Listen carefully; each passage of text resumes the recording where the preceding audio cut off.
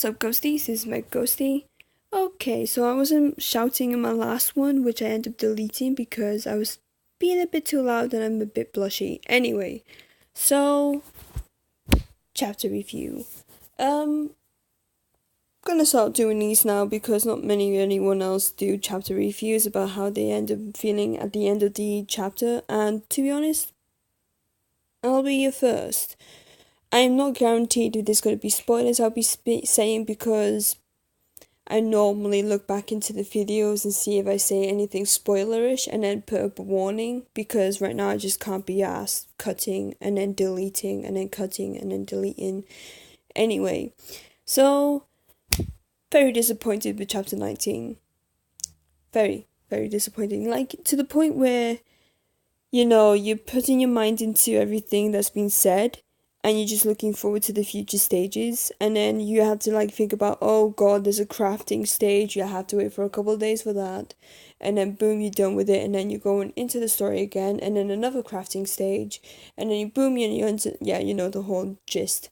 Anyway, when you're not focusing on crafting, focusing on claiming the suits, look back into the story, and let me tell you, there is no build-up of emotions.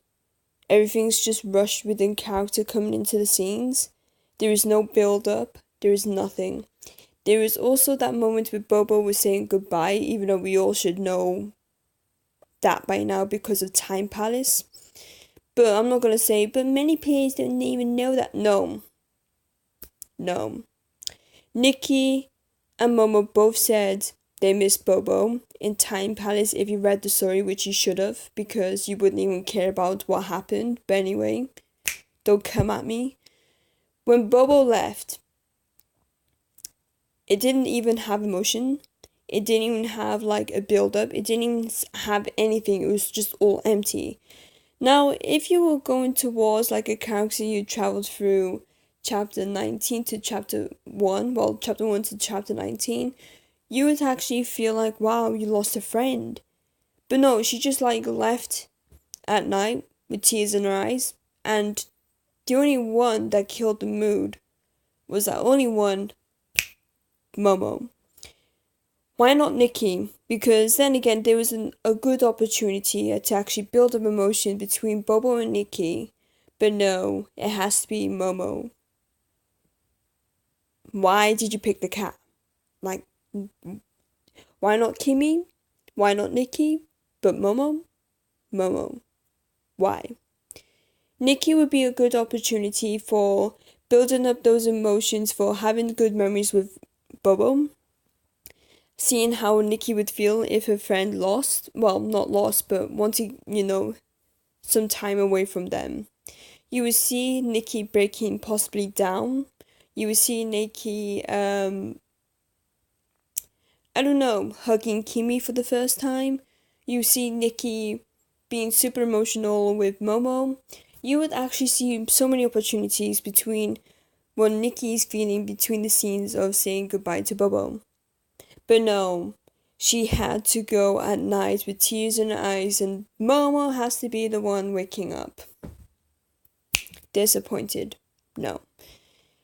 On the other hand, Kimmy could be the one that could make the opportunity, because Kimmy ended up coming up with the whole plot saying that, oh, maybe Bobo was on the other side, maybe Bobo was a spy, because she jumped to that conclusion straight away when Nikki picked up the note that Bobo left. But no, Momo has to be the one. Kimmy and Bobo seem to have a distance. I mean, I felt it along the paths where Kimmy was with us, and Bobo felt like she's, in my knowledge and in my feelings and in my sight, I ended up thinking that Bobo felt like she was the third best. Well, should I say the fourth, because Momo was the second best, and Bobo is the third, and Kimmy is taking a place, so it would make sense. Anyway, that Bobo was kind of feeling a bit of jealousy. This is from what I'm thinking. Bobo was feeling a lot of jealousy when Kimmy comes into the view of Nikki. Nikki then is super excited to see Kimmy, but Bobo was like, hey, look at this, what's this? What's happening with Sophia? Oh my god, I see Sophia. Every time Kimmy comes into the view, Bobo always has to have that important saying. If you actually look back into the past chapters, you will see that Bobo is the loudest one when something happens. And it's always that something happens when Kimmy is in view. Do you see what I'm getting at? So I ended up building all of that up when, oh, since Kimmy is now adventuring with Nikki and Momo, Bobo is now saying goodbye? Did that suss things up to you? And then Kimmy is the one that had the negative impact towards Bobo's leaving and saying she could be a spy. Like, she was the loudest one. She's the one that led you to trying to defeat Queen Elle. She's the one that's trying to go into, well, she's the one that let you into the styling contesting. She's the one that let you this far. And she's right. Bobo was the one that led Nikki this far to the point she's in the military. So she could be a spy, she couldn't be a spy, but we don't know that. Only CN knows because they had that anniversary that's based around Bobo. And let me tell you, this whole chapter, everything about this whole chapter, there's 2 chapter 19s by the way, but everything about this whole entire chapter 19 was bad. But let me tell you, at least one of the characters went out of their characteristics, and I'm looking at Orlando. Orlando gave me some sort of suspicion because he was a bit distant, he was a bit like jittery, he was a bit on edge in my opinion.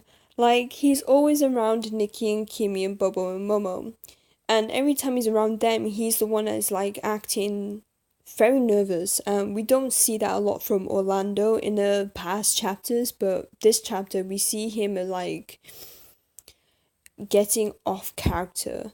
And that's what I needed to see in chapter 19. At least they kept it, trying to make us look in the other direction, which I'm looking at direction of Orlando. Because he said thank you and he said, hey, you're not going to shoot me, to Shade. Shade's the one who point a gun to Orlando and then stops. I end up thinking that Shade and Orlando is not working on either side but making a plot of their own. So they're trying to build up the whole scene where they're in shock that they met eye to eye, but really they already know that Shade didn't die. They're making up this whole plan to basically be in one team, and that's just together.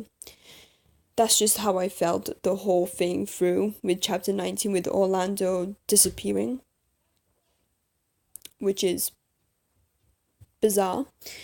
Then we have Ace coming into the scene, of all people. Like, we said bye to Ace in chapter 14, before the whole, like, hell broke loose in chapter 15. And then she came back in chapter 19, which was like, what? How is it that you're back? Where's Debbie? Well, we did meet Debbie, so she's out of the picture. Where's Rancer? Where's Mila? Where's Shelly? Because Ace left with Shelly, but she came back all alone with Debbie. And Debbie somehow knows how to fly a plane? Since when? It doesn't make any sense with the girl group. It doesn't make any sense. Because Bobo was rushly written off the script. Well, the story, when she had that weak bye-bye moment. And when she left the note for Nikki was the one that's sad. Momo was a bit like having a Momo moment and having kind of like mixed emotions. And I'm just like here feeling like, shouldn't I feel any sadness? Because I feel like this part is badly rushed and is not really put into words right. Like, where's my feelings in this? Like, I need to feel what Nikki is feeling because I'm looking into this in her eyes. But I'm not even feeling anything because I felt like my moment of reading every single one of these lines rushed. Like they've been taken from my expectations and thrown back in my face and say, this is what happened. I made a whole video asking a question about what happened to Bobo. Did she die? Did she run off? What happened to her? And then having to be said, oh no, we don't know because she only said goodbye in a note and she was the one crying to Momo. And that's just it. Like, are you kidding me right now? The flipping's writing in this game is so bad. The only writing I liked was in Chapter 15. Chapter 15 was known for its dark moments, especially Chapter 15.2. It's just, it built a lot of emotions. It built a lot of like, oh, when is it gonna happen? Everybody is just feeling so uneasy, on edge. Nikki was feeling on edge. Bobo was feeling on edge. Everybody was on edge. The only character that wasn't on edge was Henry. Henry was the one that plotted the whole move, so he's the one that's supposed to feel comfortable. Luna was feeling like she's threatened or some sort because she's the one that drawn her sword first. Everybody was feeling on edge, including myself. And when that moment when the sword striked, that's when I was like feeling, oh wow, oh, it finally happened. My gosh, no way. Look at Nikki's face. I said all of these words in my live stream when people were watching it. And I was shocked. Well, not shocked, but I was like in that mood with feeling like, oh my god, it really did happen. We are now to the serious point of the chapter. And now we are going to more seriousness in the future chapters. No child's play. Anyway, if you hear any shouting, I can't be as pausing. But yeah, I'm just like that nerd that likes to feel emotions when looking into things like reading or watching anything. I like to feel those emotions. But the story in this game is just badly put. Like, they only picked a writer from WhatsApp and poorly written everything. It's just not building up anything at all. And chapter 15, as I was saying, built up emotion like it was written by a different person. Every flippin' other chapter outside chapter 15 was bad, was emotionless, was tasteless. Everything was just awful. And let me tell you, chapter 1, the beginning of all beginnings, they tortured the story leading up to chapter 2. And let me tell you what they did, is that they cut out scenes of each stage so it's faster to read. Who cares about speeding of reading? Who cares about rushing into things? I want a solid good story, the very juicy beginning out of all of this, but did I get any of that? No, because nobody cares about the story and only care about the fashion. I and lore lovers out there love the story and want to feel emotions and want to take it seriously. Stop thinking about your designs and think about the story. Holy bloody crap! I am literally so annoyed as to how fast chapter 1 has literally ruined. It's ruined. If you look back into chapter 1, you see how fast you finish stage 1, stage 2, 3, 4, 5, 6, whatever. You finish the stages so fast, you'd be like, wait, was I in like stage 1 a couple of seconds ago? It's just so bad. Anyway, I'm gonna be out of time, but my chapter 19 review is extremely negative. It's just so bad. Just the whole rush into like getting each character into each stage was horrible, horrendous. I wanted a build-up, but no, it just left me with like sand in my hands and just feel like, what am I gonna do with this sand? What am I gonna do with this knowledge that, oh, Grey Raven is now into the scene. Oh, Ace is in the scene. Now Shade's in the scene. Also Debbie is in the scene. What the hell is going on? Why are you here? What brings you here? How did you get here? There is no build up to how these characters got here. Anyway, besides ranting, have a nice bloody life.